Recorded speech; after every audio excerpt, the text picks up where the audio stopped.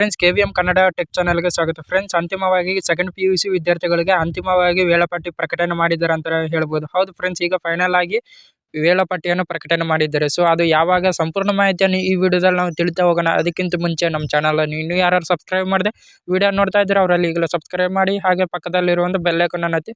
ನಾವು ಯಾವುದೇ ವಿಡಿಯೋ ಮಾಡಿದ್ರೂ ನಿಮಗೆ ನೋಟಿಫಿಕೇಶನ್ ಬರ್ತಾವೆ, ನೀವು ಫ್ರೀಯಾಗಿ ನೋಡ್ಬೋದು.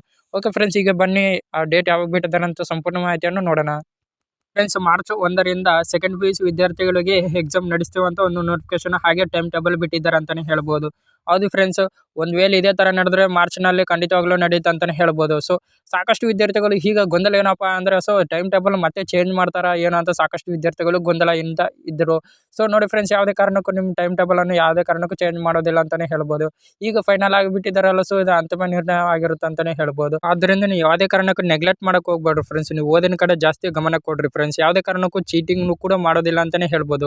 ಈ ವರ್ಷ ಯಾವುದೇ ಕಾರಣಕ್ಕೂ ಚೀಟಿಂಗ್ ಮಾಡೋದಿಲ್ಲ ಅಂತ ಹೇಳ್ತಾ ಇದ್ದಾರೆ. ಚೀಟಿಂಗ್ ಅನ್ನು ಯಾರು ಮಾಡ್ಸಕ್ ಬಿಡೋದಿಲ್ಲ ಅಂತ ಹೇಳ್ತಾ ಇದ್ದಾರೆ. ಆದ್ದರಿಂದ ಓದಿನ ಕಡೆ ಗಮನ ಕೊಡ್ರಿ ಫ್ರೆಂಡ್ಸ್. ಅದೇ ರೀತಿಯಾಗಿ ಸಾಕಷ್ಟು ವಿದ್ಯಾರ್ಥಿಗಳು ಸೊ ಎಕ್ಸಾಮ್ ನಲ್ಲಿ ಲಾಂಗ್ ಆನ್ಸರ್ ಯಾವ ರೀತಿಯಾಗಿ ಬರಿಬೇಕಂತ ಸಾಕಷ್ಟು ವಿದ್ಯಾರ್ಥಿಗಳು ಕೇಳ್ತಾ ಇದ್ದಾರೆ.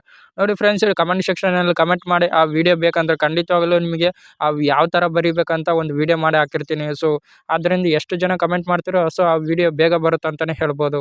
ಓಕೆ ಫ್ರೆಂಡ್ಸ್, ಈ ವಿಡಿಯೋದಲ್ಲಿ ಇದೊಂದು ಮಾಹಿತಿ ಆಗಿತ್ತು. ಇದೇ ತರ ಮಾಹಿತಿ ಬೇಕಂದ್ರೆ ನಮ್ಮ ಚಾನಲ್ ಅನ್ನು ಇನ್ನೂ ಯಾರು ಸಬ್ಸ್ಕ್ರೈಬ್ ಮಾಡದೆ ವಿಡಿಯೋ ನೋಡ್ತಾ ಇದ್ರೆ ಅವರಲ್ಲಿ ಈಗಲೇ ಸಬ್ಸ್ಕ್ರೈಬ್ ಮಾಡಿ, ಹಾಗೆ ಪಕ್ಕದಲ್ಲಿರೋ ಬೆಲ್ ಐಕಾನ್ ಅನ್ನು ಒತ್ತಿ. ಓಕೆ ಬಾಯ್ ಫ್ರೆಂಡ್ಸ್, ಈಗ ಮತ್ತೊಂದು ವಿಡಿಯೋದಲ್ಲಿ ಸಿಗೋಣ.